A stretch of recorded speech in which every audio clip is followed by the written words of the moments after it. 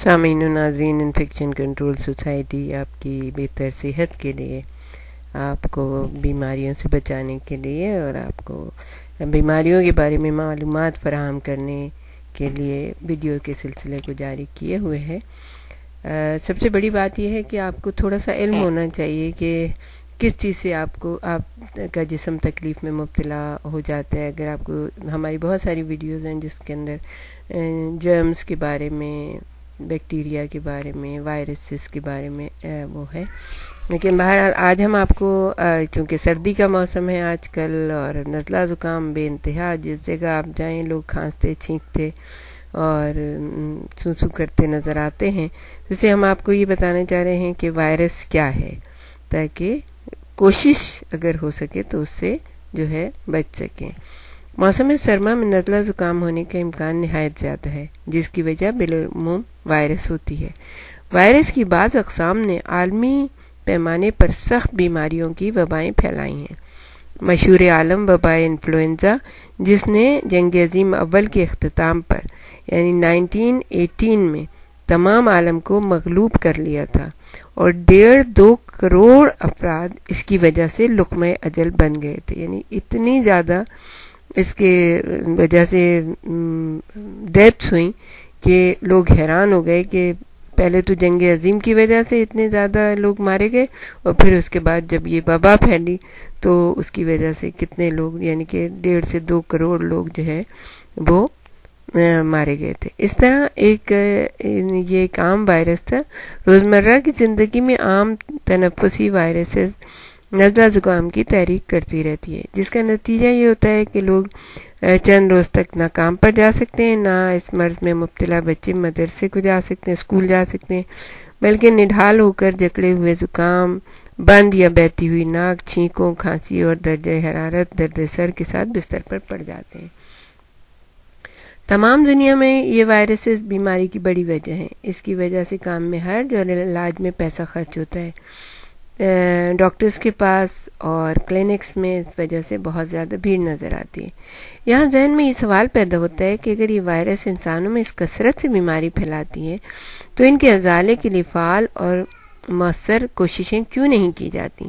یہ سوال بھی اکثر پوچھا جاتا ہے کہ وائرس کیا ہے؟ کیا اس کے خلاف ٹیکے نہیں لگائے جا سکتے؟ کیا ایسی اینٹی بائیوٹک ان کے علاج میں مؤثر نہیں ہیں؟ اس قسم کے سوالات اکثر بیماروں اور ان کے لواحقین کے ذہنوں میں اٹھتے رہتے ہیں۔ آج ہم ان میں سے چند کے جواب آپ کے سامنے پیش کرتے ہیں۔ وائرس کیا ہوتا ہے؟ اس کی تفصیلی بیان سے قبل اس کی چند خصوصیات کا ذکر ضروری ہے۔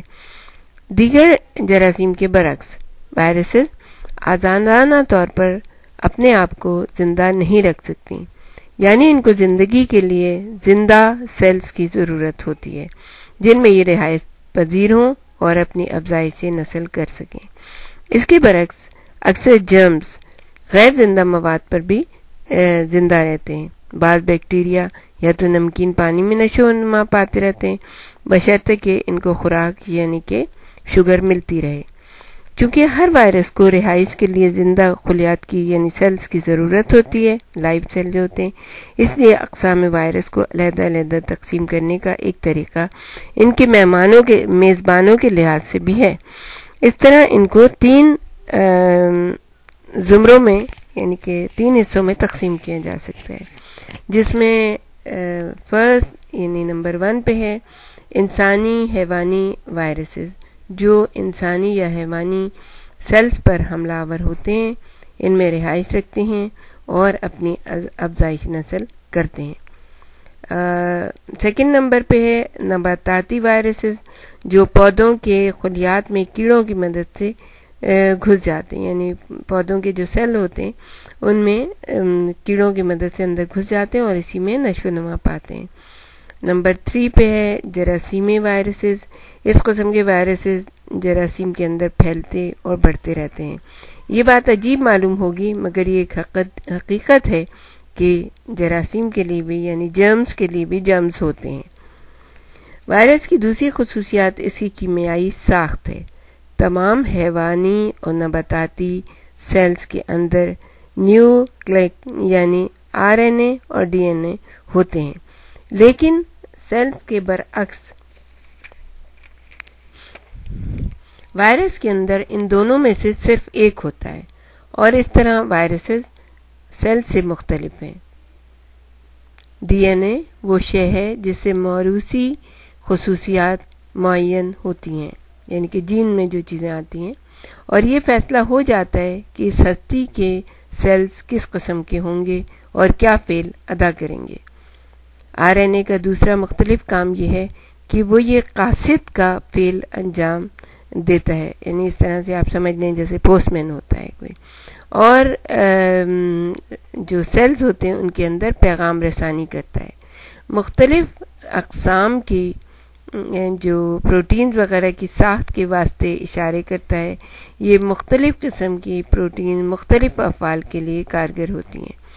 چونکہ وائرسز میں یا تو ڈی این اے ہوگا یا آر این اے، اس لیے اس پر وائرسز کو تقسیم کیا جا سکتا ہے، یعنی ڈی این اے وائرسز یا R N A virus. Virus کے اندر سے نیوکلک ایسڈ کے علاوہ دوسرا کیمیائی مواد لحمیات ہے۔ چھوٹے وائرسز میں تو صرف نیوکلک ایسڈ اور لحمیات ہوتی ہیں، لیکن بڑی وائرسز میں ان کے علاوہ شکر یعنی کہ اور چربی بھی ہوتی ہے۔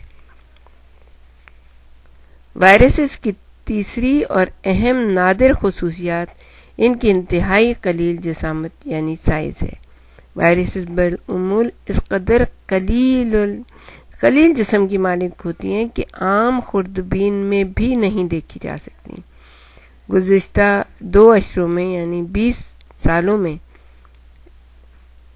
الیکٹرانک خوردبین، الیکٹرانک جو بہت زبردست قسم کی وہ ہے جسے دیکھتے ہیں جراثیم کو اور وائرسز کو مائکروسکوپ اور خصوصی رنگ دینے کے طریقوں سے وائرسز کی اندرونی ساخت کا پتہ چلا لیا گیا ہے۔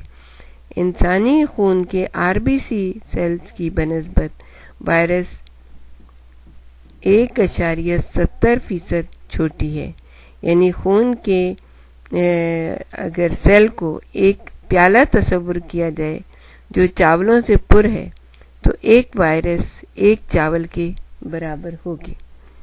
ہر چند کے وائرس بہت چھوٹی ہوتی ہیں، اس کے باوجود ان کی ساخت، افزائش نسل کے طریقے اور میزبان سیلز پر ان کے اثرات سے متعلق مفصل معلومات فراہم کر لی گئی ہیں۔ اس قسم کے